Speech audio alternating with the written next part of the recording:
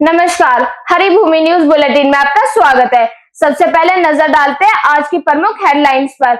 Luxury lifestyle जीती है कथावाचक जया किशोरी, सीट शेयरिंग से राहुल गांधी नाराज। अंधे दंपति को बेटे की मौत का 4 दिन बाद पता चला।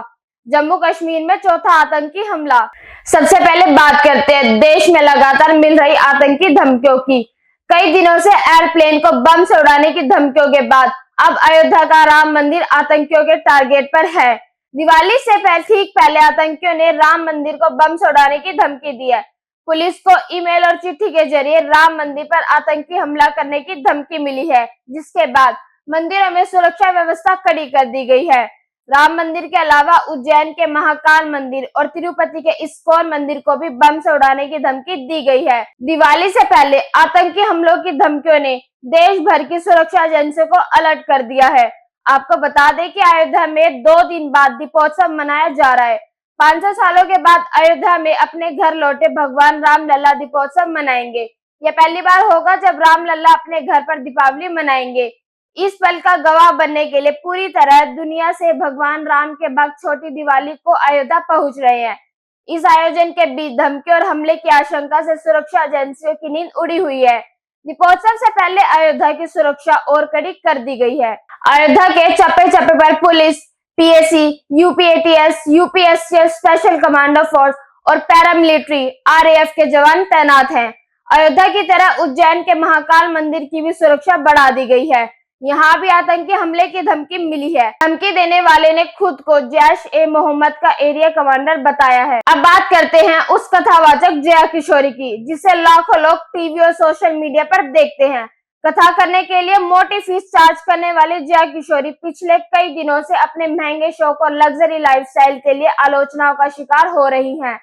लाखों लोगों को सिंपल लाइफ जीने का प्रवचन देने वाली जया किशोरी लग्जरी ब्रांड के 2 लाख रुपए के बैग को अपने साथ रखती हैं।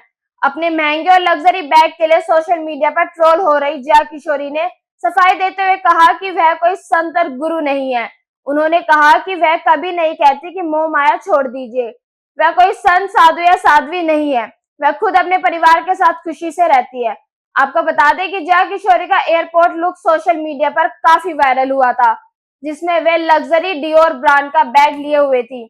इसकी कीमत 2 लाख रुपए बताई गई थी। कुछ यूजर्स ने यहाँ तक दावा किया था कि इस बैग में गाय की चमड़ी का उपयोग किया गया है। महंगा हैंडबैग रखने के विवाद पर आध्यात्मिक वक्ता जया किशोरी ने कहा कि मेरा बैग एक कस्टमाइज्ड बैग है, इसमें कोई चमड़ा नहीं है। जया किशोरी ने सफाई देते हुए कहा कि जो लोग मेरी कथा में आए हैं वे अच्छी तरह से जानते हैं कि मैं कभी नहीं कहती कि सब कुछ मोह माया है। मैं युवाओं से भी कहती हूँ कि आप खूब मेहनत करो, आप पैसा कमाओ, खुद को अच्छी जिंदगी दो। अगली खबर राहुल गांधी की नाराजगी को लेकर है। महाराष्ट्र विधानसभा चुनाव को लेकर हुई सीट शेयरिंग में राहुल गांधी की ज्यादा नहीं चल पाई, जिससे वे संतुष्ट नहीं है। महाराष्ट्र में आगामी 20 नवंबर को विधानसभा के चुनाव हैं।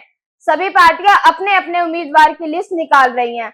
इस बीच सांसद और नेता प्रतिपक्ष राहुल गांधी अपनी पार्टी की ओर से सुझाई गई कैंडिडेट की सूची से खुश नहीं है। राहुल को लगता है कि उम्मीदवार की इस लिस्ट में पक्षपात किया गया है।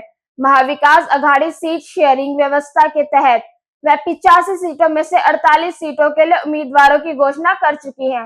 राहुल गांधी ने महाराष्ट्र की मजबूत सीटें उद्धव गुट को देने पर भी नाराजगी जताई है। उन्होंने मुंबई में उद्धव ठाकरे की शिवसेना को कांग्रेस के कुछ गढ़ों के आवंटन पर भी सवाल उठाया।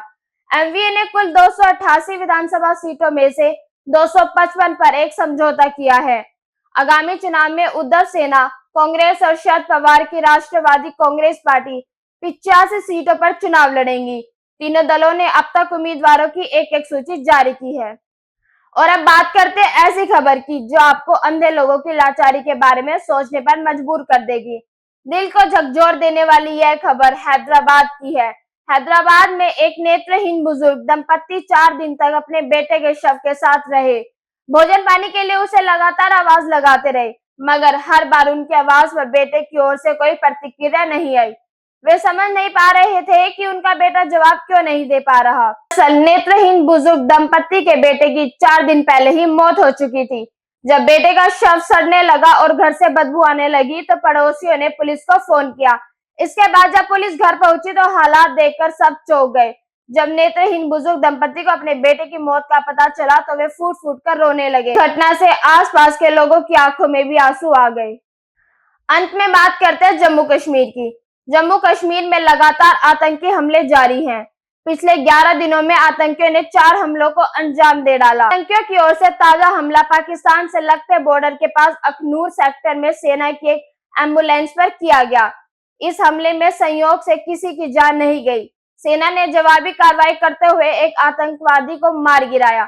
जम्मू कश्मीर पुलिस ने बताया कि आतंकियों की ओर से सोमवार सुबह सेना की एक एम्बुलेंस पर हमला किया गया। ऐसी खबरों से जुड़े रहने के लिए देखते रहिए हरिभूमि टीवी और विस्तार से जाने तो हरिभूमि अखबार पढ़े।